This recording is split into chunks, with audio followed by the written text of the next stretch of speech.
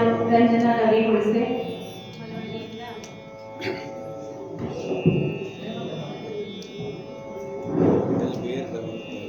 ಈ ಕೀರ್ತನೆ ಅನ್ನುವಂಥದ್ದು ನನ್ನ ಹವ್ಯಾಸ.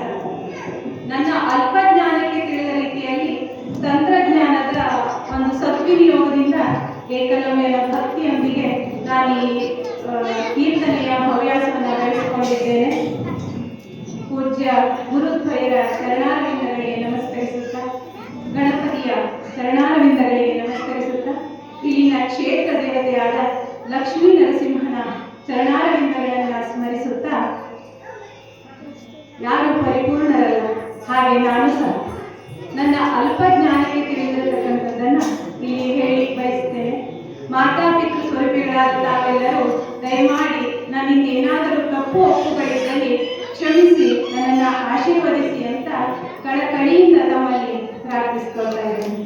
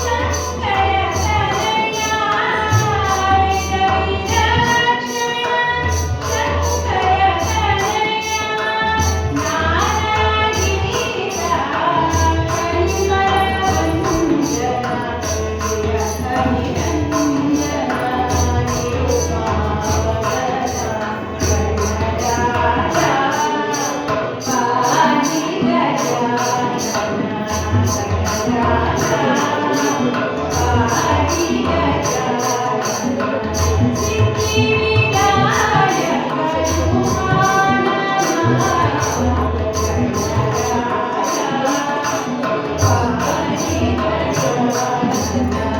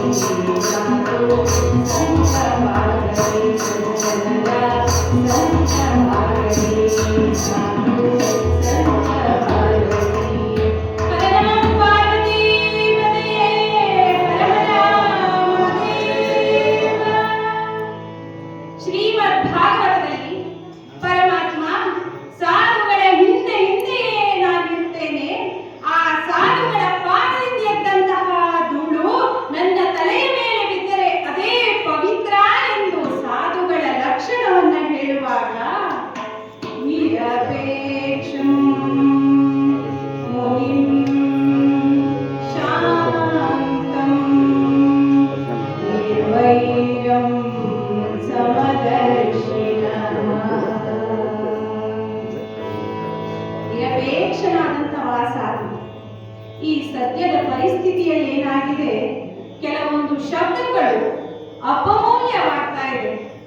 ರೂಪಾಯಿ ಅಪಮೌಲ್ಯವಾದ್ರೆ ನಾವು ಅಲ್ಲಿಂದ ಸಾಲಾಗಿಲ್ಲ ಮಾಡಿದಂದು ಹೇಗೋ ಹೊಂದಿಸ್ಬಿಡ್ಬಹುದು ಅಂದ್ಕೊಳ್ಳೋಣ.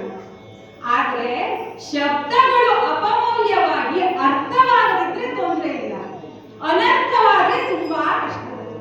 ಹೀಗೆ ಅಪಮೌಲ್ಯವಾಗಿರುವಂತಹ ಶಬ್ದದಲ್ಲಿ ಸಾಧು ಎಂಬ ಶಬ್ದವು ಸಾಧುವಿನ ಗುಣ ನಿರಪೇಕ್ಷ. ಸಾಮಾನ್ಯವಾಗಿ ನಾವು ಯಾರನ್ನ ಸಾಧು ಅಂತ ಕರಿತೇವೆ? ಯಾರೋ ಒಬ್ಬ ಮೂಲೆ ಕೂತಿದ್ದಾನೆ ಅನ್ಕೊಳ್ಳಿ, ಅವನಿಗೇನು ವಿಚಾರ ಇಲ್ಲ, ಬುದ್ಧಿ ತಿಳುವಳಿಕೆ ಏನಿಲ್ಲ, ಅವನು ಮಾತಾಡಿಸ್ಬೇಡ ಪಾಪ ಅವ ಸಾಧು ಅಂತ ಹೇಳ್ತೇವೆ. ಸಾಧು ಅನ್ನುವುದನ್ನ ವಿಚಾರ ಇಲ್ಲದವನು, ತಿಳಿವಳಿಕೆ ಇಲ್ಲದವನು ಅಂತ ನಾವು ಹೇಳಿದಾಗ, ಇನ್ನೊಂದು ಕಡೆ ಒಂದು ಬೆದರು ಬೊಂಬೆಯನ್ನಾಗಿ ಸೃಷ್ಟಿ ಮಾಡಿ ಇಳಿಬಿದ್ದ ಗಡ್ಡ ಜಡೆ, ಮುಖಕ್ಕೆ ಭಸ್ಮ ವಿಭೂತಿಯನ್ನ ಪಡೆದುಕೊಂಡು ಕೈಯಲ್ಲಿ ತ್ರಿಶೂಲವನ್ನು ಹಿಡಿದುಕೊಂಡಿದ್ದಾನೆ. ಅವನನ್ನ ಕಂಡ್ರೆ ಮಕ್ಕಳು ಹೆದರಿ ಜ್ವರ ಬರ್ತದೆ. ಅವನಿಗೆ ಹೆಸರು ಸಾಧು. ಇದರ ಪ್ರಯೋಜನವನ್ನ ನಂಬಿ ಹೆಣ್ಮಕ್ಳು ಕೊಡ್ಕೊಳ್ತಾರೆ. ಮಕ್ಕಳೇನಾದ್ರೂ ಹಠ ಮಾಡಿ ಊಟ ಮಾಡದೇ ಇದ್ರೆ, ಊಟ ಮಾಡ್ತೀಯೋ ಸಾಧು ಬರಿಯಾಗಿ ಕರೆನೋ ಅಂದ್ಬಿಟ್ರೆ ಸಾಧು ಮಕ್ಕಳು ಊಟ ಮಾಡಿರ್ತಾರೆ. ಆದ್ರೆ ಸಾಧು ಎಂಬ ಪದದ ಅರ್ಥ ನಿರಪೇಕ್ಷ. ಇಷ್ಟಕ್ಕೆ ಇದರ ಮಿತಿ ನಿಲ್ಲದೆ ನಮ್ಮ ಗ್ರಾಮೀಣ ಪ್ರದೇಶಗಳಲ್ಲಿ, ಹಳ್ಳಿಗಳಲ್ಲೆಲ್ಲ ಹೇಳೋದು, ನಾವು 30,000 ಕೊಟ್ಟಿ ಎಮ್ಮೆ ತಗೊಂಡಿದ್ದೀವಿ ಸ್ವಾಮಿ, ಆ ಎಮ್ಮೆ ಬಹಳ ಸಾಧು. ಎಷ್ಟು ಅಪಮೌಲ್ಯ ಮಾಡಿಕೊಂಡಿದೆ. ಇನ್ನು ಅಪಮೌಲ್ಯವಾಗಿರುವಂತಹ ಶಬ್ದಗಳಿಗೆ ಇನ್ನೂ ಇವೆ.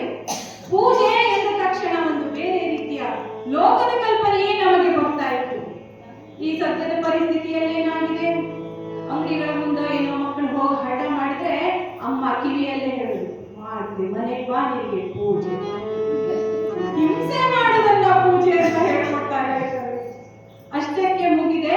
ಆ ಮಕ್ಕಳು ದೊಡ್ಡವರಾದ್ಮೇಲೆ ಅಪ್ಪ ಅಮ್ಮ ವಯಸ್ಸಾಗ್ತದೆ. ಆ ಅಪ್ಪನ್ನು ಅಮ್ಮನ್ನು ಕೊಡೆಯನ್ನು ತುಪ್ಪಿ ಬೀಗ ಹಾಕಿ ಮಗ ಹೇಳ್ತಾನೆ, ಕೂತ್ಕೋ ಮುದುಕ ಮಾಡ್ತೇನೆ ನೀವು ಪೂಜೆ.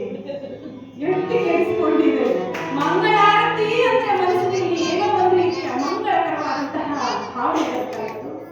ಸಾಲ ತಗೊಂಡು ಕೊಟ್ಟಿಲ್ಲ ಅಂತ ತಾಯಿ ಎಲ್ಲಾದ್ರೂ ಸಿಕ್ಕಿದರೆ ಅವನಿಗೆ ಹೇಳೋದು, ನಿನ್ನೆ ಸಿಕ್ಕಿದ್ದ ನೋಡು ಮಾಡಿದೆ ಮುಖಕ್ಕೆ ಮಂಗಳ. ಎಷ್ಟು ಕೆಡಿಸ್ಕೊಂಡಿದ್ದೇವೆ ಇಂತಹ ಪವಿತ್ರವಾದಂತಹ ಶಬ್ದವನ್ನು. ಸಾಧು ಎಂಬ ಶಬ್ದದ ಅರ್ಥ ನಿರಪೇಕ್ಷ, ಯಾವುದೇ ರೀತಿಯ ಅಪೇಕ್ಷೆ ಇಲ್ಲದಿರುವಂತ. ಅವನು ಸೂರ್ಯ ಭಗವಾನಂತೆ ಪ್ರತಿನಿತ್ಯವೂ ಎದ್ದು ಕೈ ಮುಗಿತಾ ಇದ್ದಾನೆ. ಸೂರ್ಯ ಭಗವಾನ್ ಹತ್ರ ಕೇಳ್ತಾನೆ, ತಮ್ಮ ನೀನು ಯಾಕೆ ನನಗೆ ಕೈ ಮುಗಿತಿದ್ದಿ?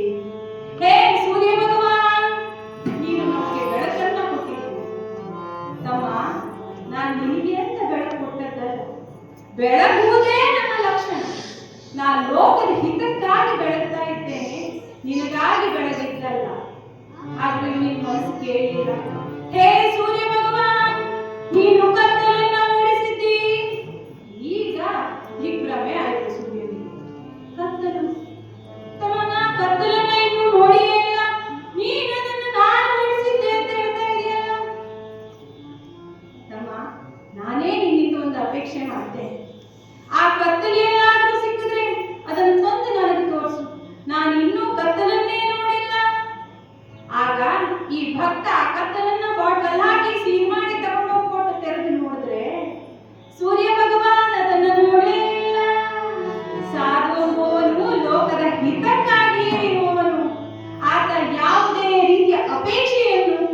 ಬಯಸುವುದಿಲ್ಲ. ಈ ಸಾಧುವಿನ ವರ್ಣನೆಯನ್ನು ಮಾಡುವಾಗ ನಮ್ಮ ರಾಮಕೃಷ್ಣ ಪರಮಹಂಸರು ಹೇಳ್ತಾರಂತೆ, ಒಬ್ಬ ಗರಡಿ ಮನೆಯಲ್ಲಿ ಸಾಧನೆ ಮಾಡಿದಂಥವರು ಕದೆ ಮುತ್ಕರಗಳನ್ನೆಲ್ಲ ತಿರುಗಿಸಿ ತಿರುಗಿಸಿ ತಿರುಗಿಸಿ ಏನು ಮಾಡಿದ? ಕನ್ನಡಿ ಮುಂದೆ ಹೋಗಿ ನಿಂತು ತನ್ನ ಮಾಂಸ ಖಂಡಗಳು ಎಷ್ಟು ಬಲಿಷ್ಠವಾಗಿದೆ ಅಂತ ನೋಡದೆ ಆ ಗದೆ ಎಷ್ಟು ಸರಿತು, ಆ ಮುದುಗರದ ಕಥೆ ಏನು ಅಂತ ನೋಡೇ ಇಲ್ಲ. ಹಾಗೆ ಯಾವುದೇ ರೀತಿಯ ಅಪೇಕ್ಷೆಯನ್ನು ಕೂಡ ಮಾಡದೆ ನಿಸ್ಪೃಹನಾಗಿ ಲೋಕದ ಉದ್ಧಾರಕ್ಕಾಗಿ ತನ್ನನ್ನು ತಾನು ತೊಡಗಿಸಿಕೊಳ್ಳುವಂತಹವನು ಅಂಥವನು ಸಾರ. ಇನ್ನು ಎರಡನೇ ಮುನಿ ಅಂತರ್ಬಾಹ್ಯ ಲಕ್ಷಣಗಳೆಲ್ಲ ಒಂದೇ ರೀತಿಯಾಗಿ ಹೊಗಳಿಕೆಗೆ ಹಿಗ್ಗದೆ ತೆಗಳಿಕೆಗೆ ಕುಗ್ಗದೆ ಒಂದೇ ರೀತಿಯ ಮನಸ್ಥಿತಿಯನ್ನ ಕಾಯ್ದುಕೊಳ್ಳುವಂತಹ ಆ ಅವನು. ಇನ್ನು ಮೂರನೆಯದು ಶಾಂತಂ ಎಂದೊಡನೆ ನಮ್ಮ ಕಣ್ಣಿಗೆ ಬರುವಂತಹ ನಿರ್ಗುಣ ಪರಬ್ರಹ್ಮ ಸ್ವರೂಪನಾದಂತಹ ಈಶ್ವರ. ನಿರ್ಗುಣ ಪರಬ್ರಹ್ಮ ಸ್ವರೂಪ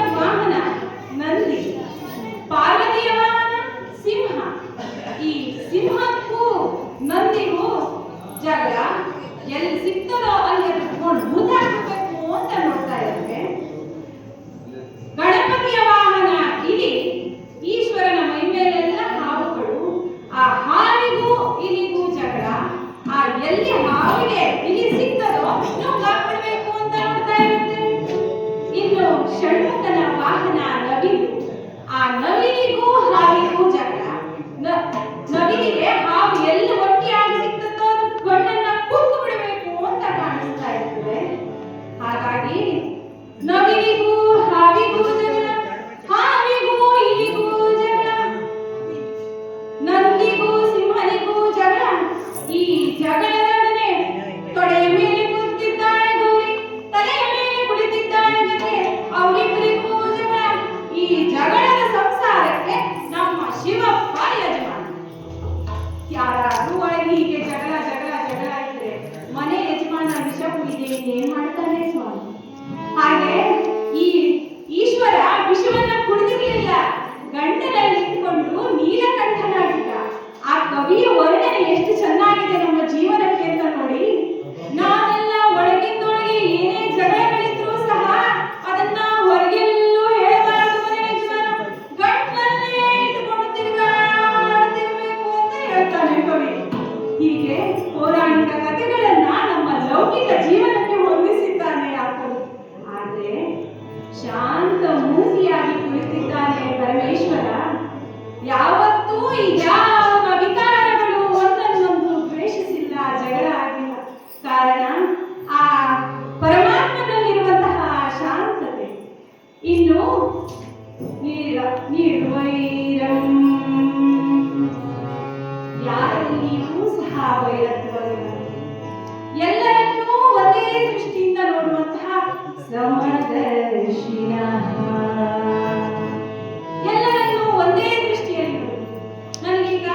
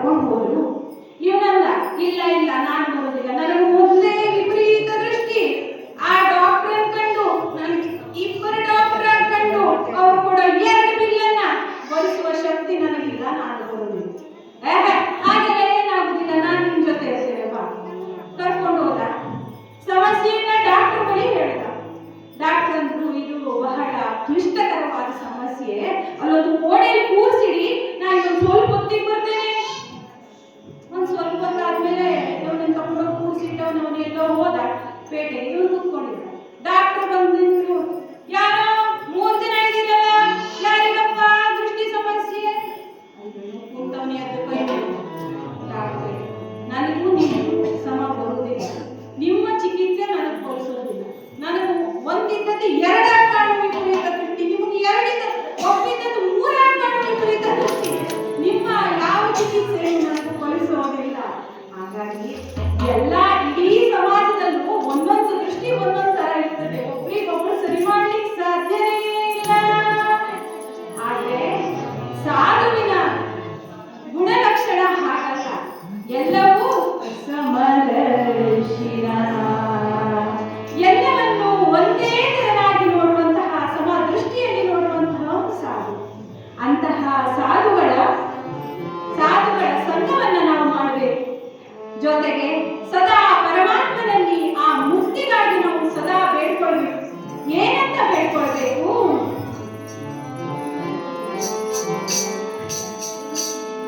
ದಾಸರನೇ ನೀತೋ ನಿನ್ನ ಶ್ರೀನಿವಾಸ ನೀತೋ ದಾಸರನೇ ನೀತೋ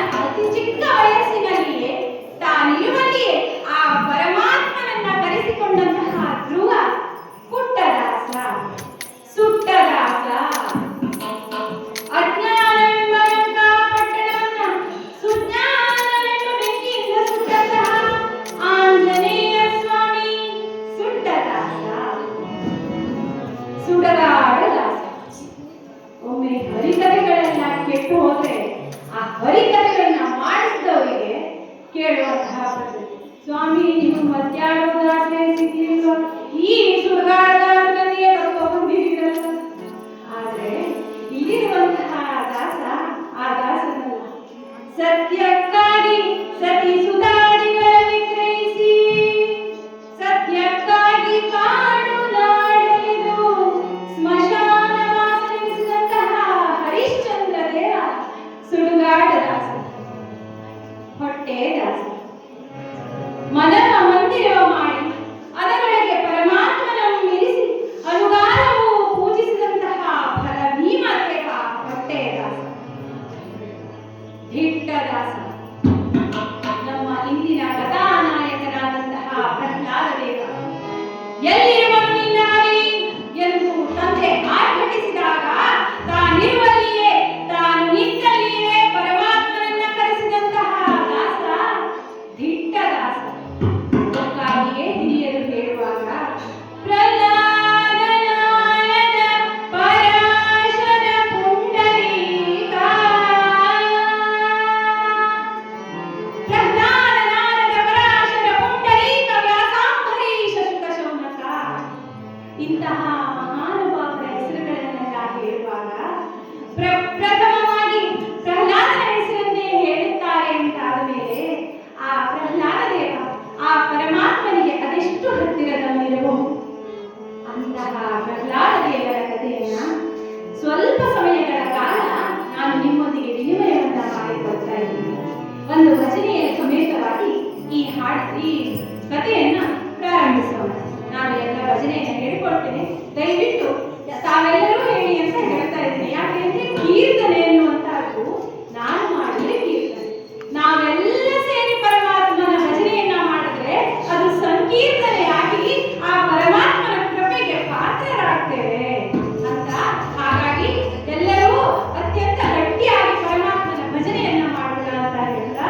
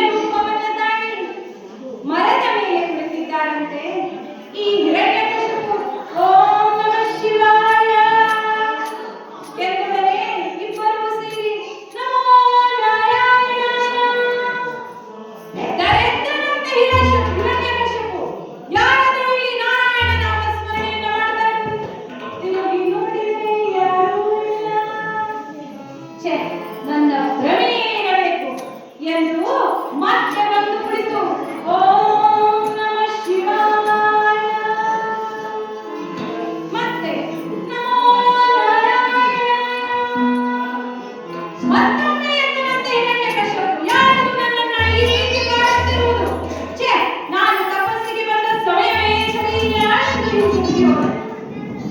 ಕಯಾದೇವಿ ನಗು ನಗುತ್ತಾ ಗಂಡನನ್ನ ಬರಮಾಡಿಕೊಂಡಿದ್ದಾಳೆ. ಸತಿಪತಿಯಲ್ಲಿ ಇಬ್ಬರು ಸಂತೋಷದಿಂದಿರುವಂತಹ ಕಾಲ. ಆ ಕಯಾದಿ ಕೇಳಿದಂತೆ, ಸ್ವಾಮಿ ತಪಸ್ಸಿಗಾಗಿ ಹೋಗಿದ್ದೀರಲ್ಲ, ಏನಾಯಿತು ಎಂದು ಹೇಳಲಿ ದೇವಿ. ನನ್ನ ಮನಸ್ಸಿಗೆ ಹಿಂಸೆಯಾಗುವಂತಹ ಶಬ್ದ ಕೇಳಿ ಬರುತ್ತಿದ್ದರು. ಸ್ವಾಮಿ ನನಗೆ ಅರ್ಥವಾಗಲಿಲ್ಲ, ಯಾವ ಶಬ್ದ ಕೇಳಿ ಬರುತ್ತಿತ್ತು? ಅಯ್ಯೋ ಎಂದು ಹೇಳಲೇ ನಿನಗೆ? ನಾನು ಕಣ್ಣು ಮುಚ್ಚಿ ಪರಮಾತ್ಮನನ್ನು ಭಜಿಸುವ ಸಂದರ್ಭದಲ್ಲಿ ನಮೋ ನಾರಾಯಣ, ನಮೋ ವಾಸುದೇವ,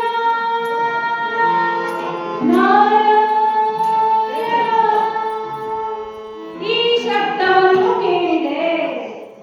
ಯಾವ ಸಂದರ್ಭದಲ್ಲಿ ಹಿರಣ್ಯಕಶಿಪುವಿನ ಬಾಯಲ್ಲಿ ನಾರಾಯಣ ನಾಮ ಸ್ಮರಣೆ ಉಚ್ಚಾರ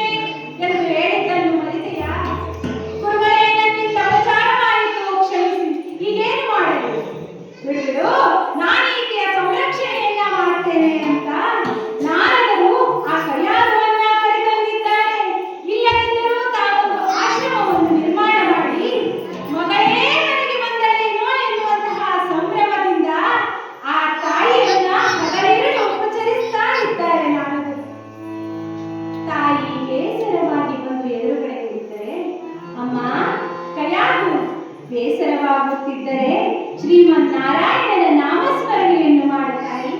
ಗುರುಗಳೇ ಹೇಳಿಕೊಡಿ ಎನ್ನಲು ನಾರಾಯಣಂ ಹರಿನಾರಾಯಣಂ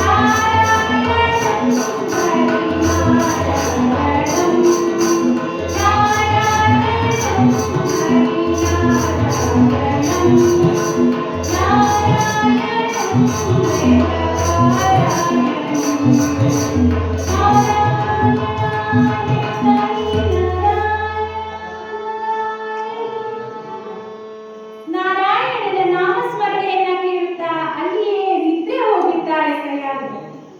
ಎಲ್ಲಿಂದಲೋ ಒಂದು ಪುಟ್ಟದಾದಂತಹ ಸ್ವರ, ನಮೋ ನಾರಾಯಣ ನಮೋ ವಾಸುದೇವ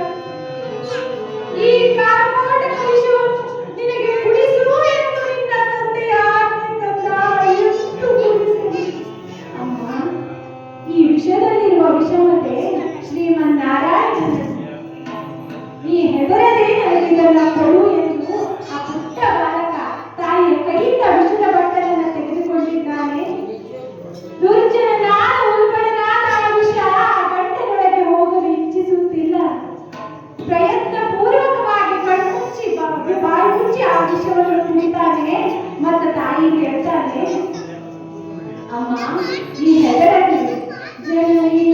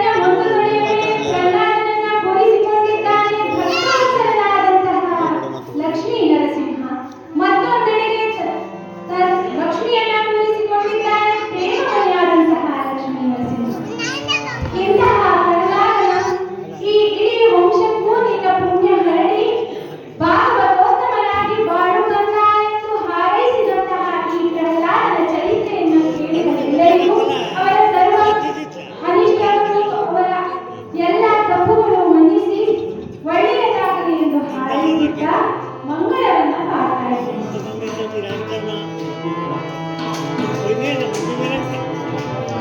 ಹಾಡಿದರೆ ಎನ್ನೋಡೆಯನ್ನ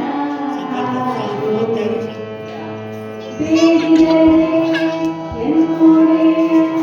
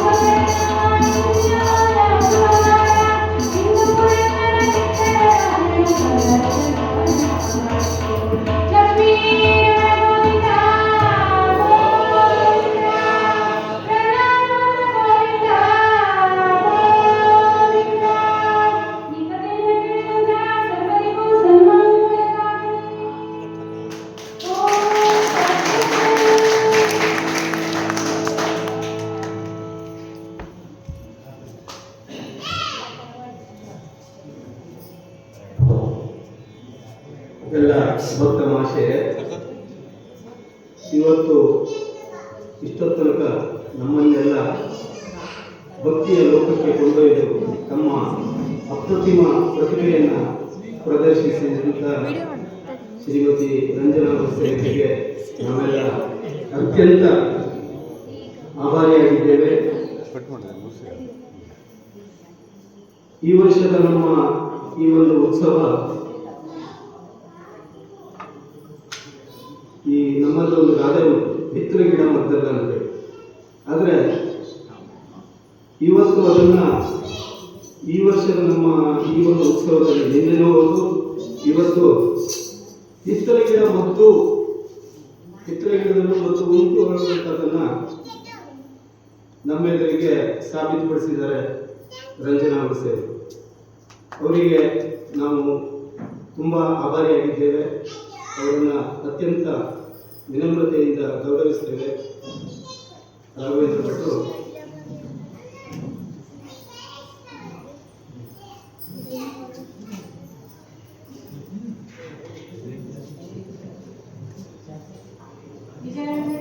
ನಾನು ಕೂಡ ಹೇಳಬೇಕು, ಈ ಗಣೇಶೋತ್ಸವ ಸಮಿತಿಗೆ ನನ್ನನ್ನು ಆಹ್ವಾನಿಸಿದ್ದು ರಾಘವೇಂದ್ರ ಭಟ್ಕೋಣೆ ಮನೆಯವರೇ.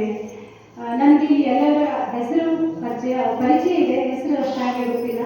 ಆ ಪರಮಾತ್ಮನದೇ ಈ ಇಲ್ಲಿಯ ಎಲ್ಲ ಜನರ ಮೇಲೂ ಇರಲಿ ಅಂತ ಬೇಡ್ಕೊಳ್ತಾ ಇದ್ದೇನೆ.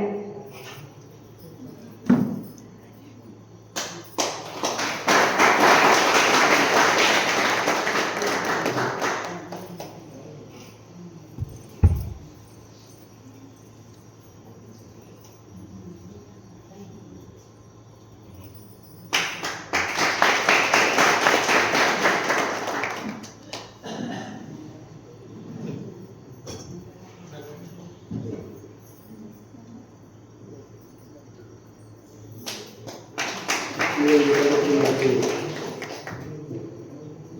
ಭಾಗವಹಿಸಿದರೆ ಅತ್ಯುತ್ತಮವಾಗಿ ಸಹಕಾರ ನೀಡಿದಂಥ ನಾಗೇಂದ್ರ ವೈದ್ಯರಿಗೂ ಕೂಡ ಧನ್ಯವಾದಗಳು. ಜೊತೆಯಲ್ಲಿ ನಮ್ಮೆಲ್ಲ ಕಾರ್ಯಕ್ರಮಗಳಿಗೆ ಸದಾಕಾಲ ಇಲ್ಲಿ ಬಂದು ತಮ್ಮ ಕೊಡುಗೆಯನ್ನು ನೀಡ್ತಾ ಇರುವಂಥ ದತ್ತಣ್ಣ ಚಿಟ್ಟೆಪ್ಪ ಅವರಿಗೂ ಕೂಡ ನಾವು ಅತ್ಯಂತ ಆಭಾರಿಯಾಗಿದ್ದೇವೆ.